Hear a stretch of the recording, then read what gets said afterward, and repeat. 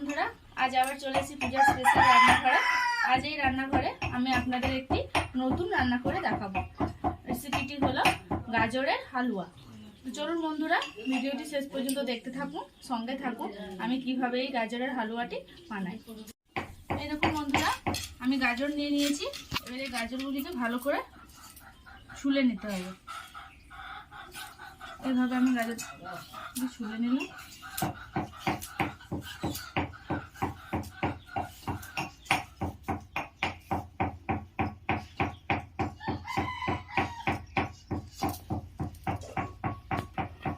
পরেরটি আমি এভাবে ছুলে নেব।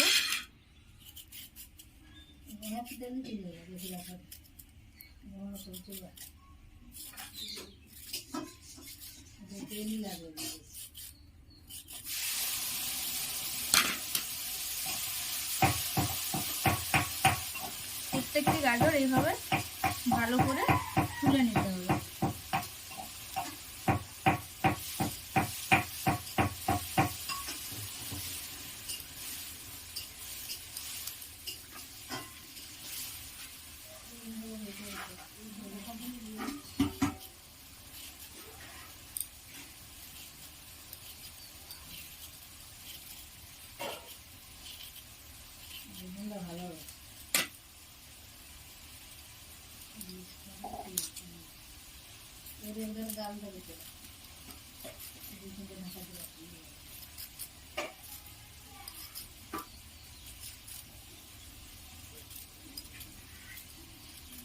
দেখুন বন্ধুরা, গাজরগুলো ছুলা হয়ে গেছে।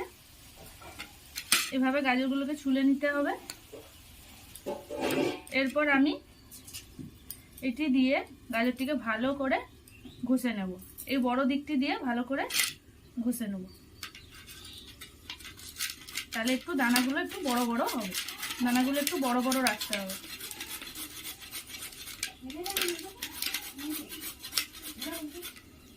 এইভাবে আমি গাজরগুলি সবগুলি ঘষে নেব।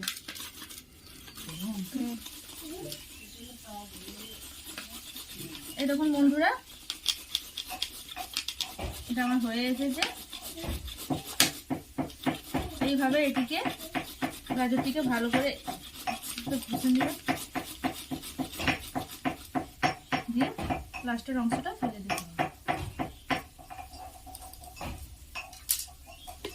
এরকম বন্ধুরা, এরকম ভাবে ঘষে দিতে হবে।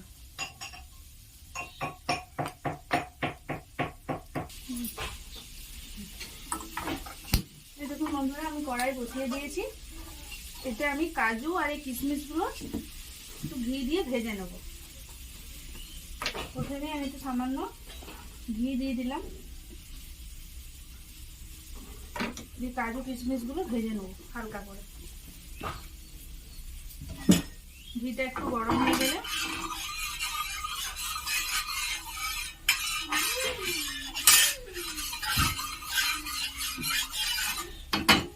কাজু কিশমিশটা ভেজে নেব।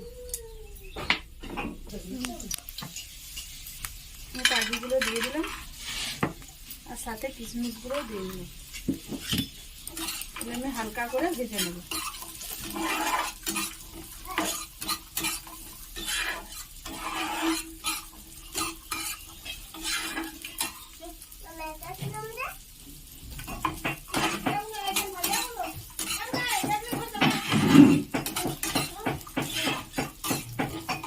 একদম হালকা লাল লাল করে ভাজবো। এভাবে একটু করে ভেঙে নেবেন।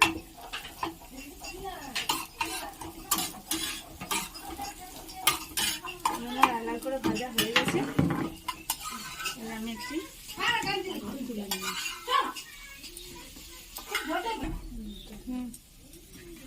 এবার আমি দুধটা দিয়ে দিলাম।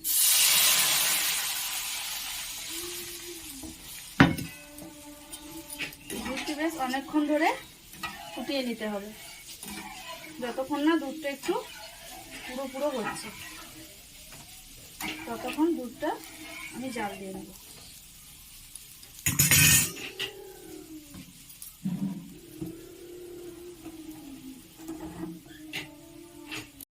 এই দেখুন বন্ধুরা, দুধটা অনেকটা ফুটে গেছে। অনেকটা পুরো পুরো হয়ে এসেছে। এরপর আমি এতে গাজরগুলো দিয়ে দেবো।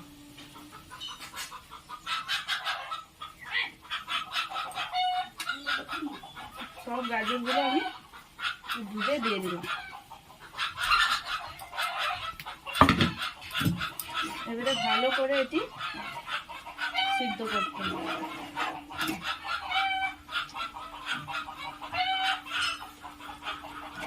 এটা এবারে ভালো করে সিদ্ধ করে নেব।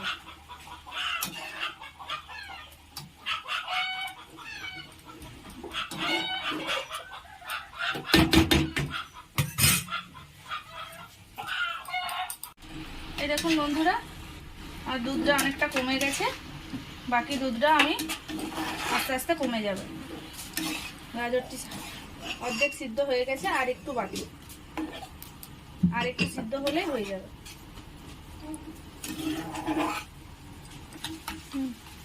এই দেখুন বন্ধুরা, গাজরটা সিদ্ধ হয়ে গেছে। এবারে এটা আমি চিনি দিয়ে দিলাম।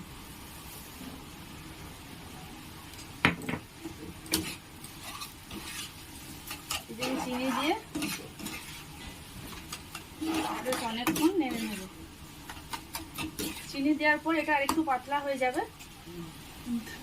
চিনিটা ঠিক হয়ে যাবে, গলে গিয়ে ঠিক হয়ে যাবে।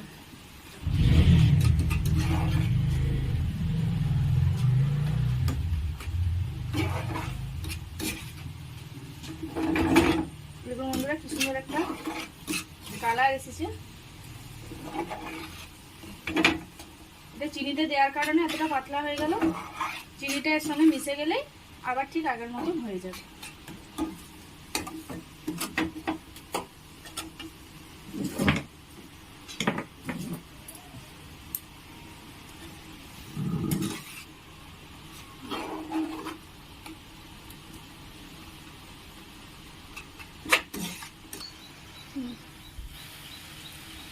ভেজে রাখা কাজু কিশমিশগুলো দিয়ে দিলাম।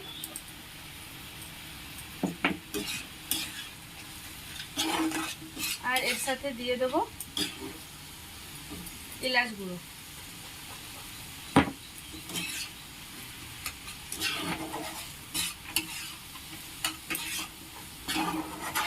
এটি ভালো করে নেড়ে চেড়ে আমি নামিয়ে দেবো। নামানোর সময় সামান্য একটু ঘি আমি এতে ছড়িয়ে দিলাম।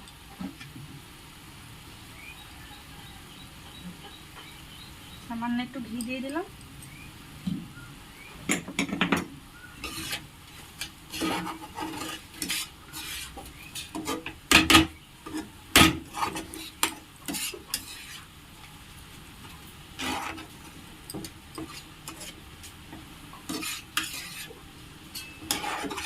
এটা আমার হয়ে গেছে। এবার এটি আমি নামিয়ে দিলাম।